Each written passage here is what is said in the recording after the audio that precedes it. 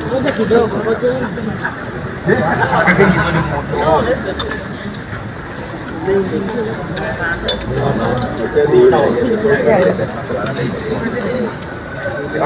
you so much, members of the Show District. We wish to thank you for the support you've been giving to us.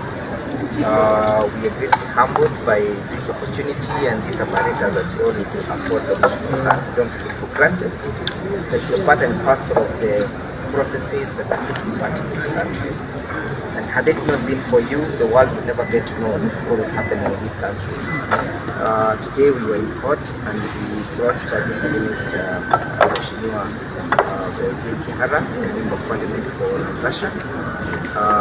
The charges was those of incitement, that she incited and stated that on the 7th of Saturday, the state, through its apparatus, which were mentioned in the charge sheet, namely the National Youth Service, was used for their facilities in terms of transport. Buses were used to transport goods who have been causing mayhem and chaos and causing destruction to people's properties. And that the statement might not have been taken in kind by Mr. William Ruto. Those are the reasons that, the basis upon which he was charged, but we have nevertheless objected to the charges, and the magistrate has taken in our submissions, and we will be coming back on the 29th of July for a ruling.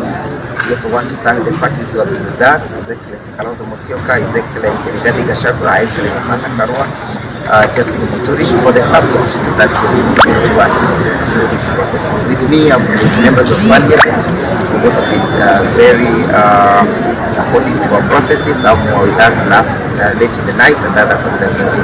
Maybe with the permission, we can have an address from the Member of Parliament. Yeah, thank you very much. Today we are here at the law courts, unfortunately, once again to deal with issues that we perceive to be issues of abuse of power. If you look at the charge sheet that has been brought before the magistrate this morning, you realize that it captures the issues that were raised in a press conference at Pan-Africa Hotel on the 8th of July. That press conference that was done there was done by the members of parliament and also members of the opposition. And in that press conference, very many people did give details about exactly what was happening on 7th. And what the members did ask is that the government must conduct a proper investigation. Of course, we also pointed out what we thought really happened on 7th, and indeed what we believe to have happened until today. Unfortunately, Honorable Jean Kihara has been picked as having incited the people into violence. This happened after the 7th. And so one of the questions that one wonders, whom did Jean Kihara incite into violence? That is not anywhere in the charge sheet that has been brought before the court. And of course, the other issue that you notice is that the DPP has absolutely abused his powers with his office, the office of the DPP, and that is why today, if you look at the way they are handling this thing in a very clandestine manner, in lackluster manner in the court, you realize it's like they're doing it as a joke, just some kind of a play that they are having. And of course we understand what the decision that has been made is that all the people who are critical of the government decisions are going to be taken on and tried to be called so that they can be kept busy. And so one of the things you are likely to see, and we know and believe that is what they are doing, is to try and charge all the members of parliament who are affiliated with Gachagua and the two opposition, so that we can be kept busy with court processes, and so that we are not critical and we are not talking on behalf and for Kenyans. And I want to say that is something that has we know very well, and it is not something that is going to work. The more intimidated we are, or the more the intimidators, the more stronger we become. We are going to stand for Kenyans, we are going to stand with Kenyans, And we are not going to allow any one of us to be intimidated to the point where they are going to be silenced. So if they are looking for silence, that is not one thing that they are going to get from us. We are going to follow the law in whatever we are doing and ensure that whatever we are pushing for, the rights of every Kenyan, we are pushing for corruption to cease in this country. We are definitely pushing for government to respect human rights. That is not something that we are about to back down on. We will do it more and more, and we will keep very strong. And we want to ask the government to concentrate on fighting Al-Shabaab. We know very well as we are talking now, we have people who are being killed. Our KDF is being killed by Al-Shabaab. The security apparatus are supposed to be focused on protecting Kenyans, but not fighting Kenyans. We have seen politicians who have said extremely remarkable points, especially when it comes to the issue of violence. We have seen politicians who have done hate speech. We had a member of parliament who actually talked about bringing hot boys in town to come and fight protesters. We have had members of parliament who have asked the government to shoot people and kill them. But until today, there is no action taken against them. But for Jane Kihara, who did oppress her, she is now being hunted like a swara, being hunted like a criminal. And yet we know this gracious lady here is a very respectable lady and has never been in the wrong part of the law. We condemn this with the strongest stamp possible.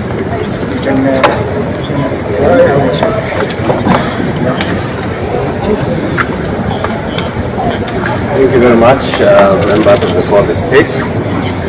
Honorable Jane Kihara has never been arrested before. She was arrested yesterday.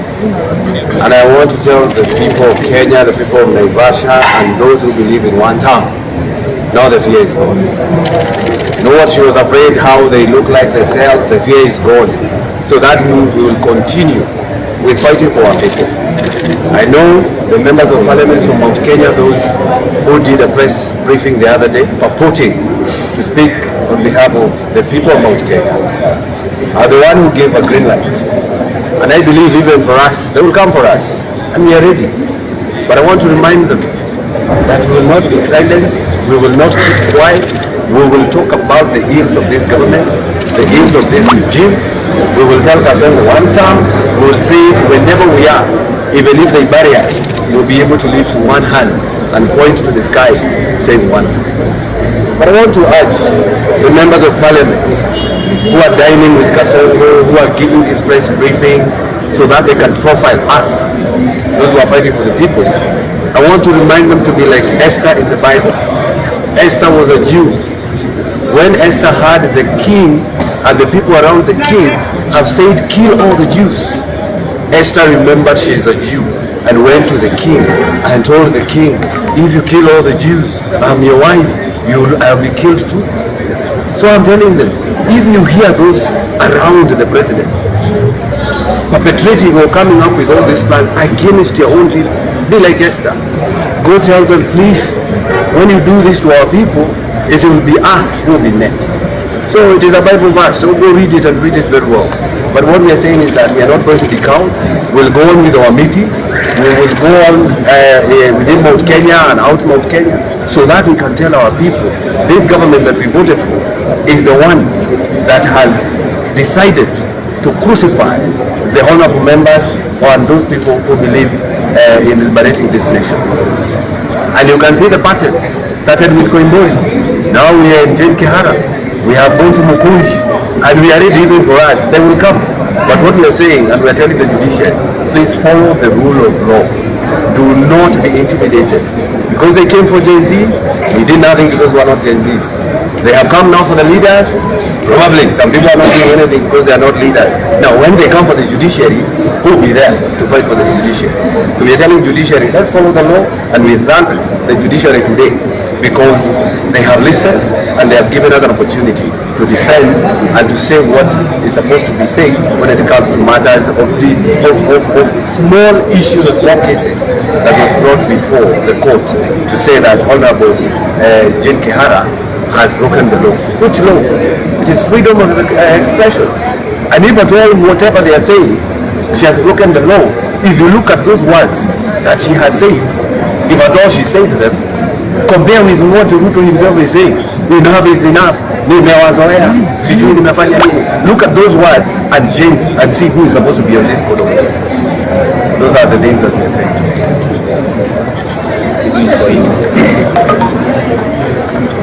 Kwanza ni kumshukuru kwamba mahakama imeweza kumwachilia mheshimiwa Kihara, lakini ile inatushtua zaidi, kiongozi wa walio wengi Kimani Ichung'wah alitaja kwa bunge watu kiasi fulani wa bunge kiwemo Kihara, Mukunji, na vile yale majina aliyotaja kwa bunge, hao wajumbe wameanza kukamatwa mmoja mmoja. Na mimi nauliza idara za DCI pamoja na wale ambao wanafanya ujasusi, kwa nini vile Kimani Ichung'wah alisema ndivyo mnafanya? Alisema Kihara atashikwa, sasa Kihara ameshikwa. Mukunji alikuwa ameshikwa. Na tunajua mko na orodha. Lakini haya yote ambayo mnafanya, hakuna ile itabadilisha uamuzi wetu wa kuweza kuendelea kukashifu yale ambayo serikali inafanya. William Ruto sio sheria. William Ruto sio Mwenyezi Mungu. Na William Ruto hata tunyamazisha wale wako na maoni tofauti. Wale tumewachaguliwa kwa chama cha UDA kama Kihara, kama Kabushia, tumesema yeye ni one term, ni sisi ndio tulikuwa tumemchagua. Lakini kwa sababu hatujaridhika na vile wanafanyia wa Kenya, tumesimama kusema vile anavyofanya si sawa. Lakini ya muhimu zaidi, kwa nini DCI? Kwa nini wale wanaenda kamata watu? Ile list Ichung'wah alisoma kwa bunge ndio list mnaenda kutimiza. Inamaanisha this is selective justice. Ni watu wameketi chini kuamua, wacha tuhangaishe huyu na tuhangaishe huyu. Ya mwisho rais, haina shida, wewe arrest, wewe panga vile unapanga, siku ya kiyama ni 2027 na wewe utakuwa rais wa term moja.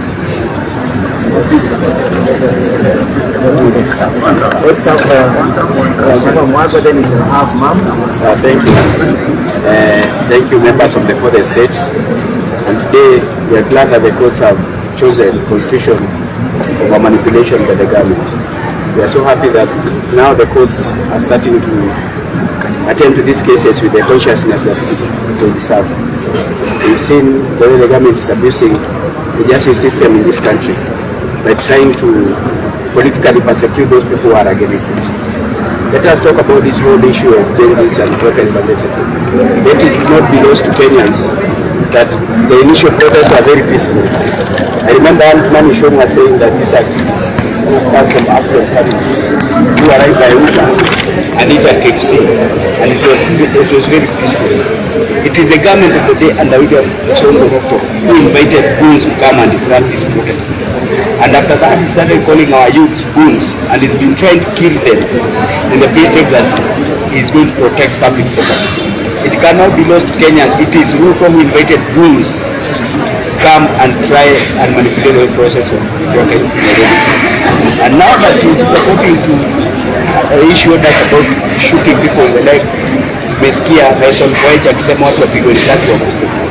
Kutoka wale watu wote wamekufa, wameua goons wangapi? Sisi tunajua aliua kijana wa Masa, wameua mtoto Kumberi, wameua mtu mwingine kwa hilo. Hakuna hata sura ya guni yote tumeona amepigwa risasi.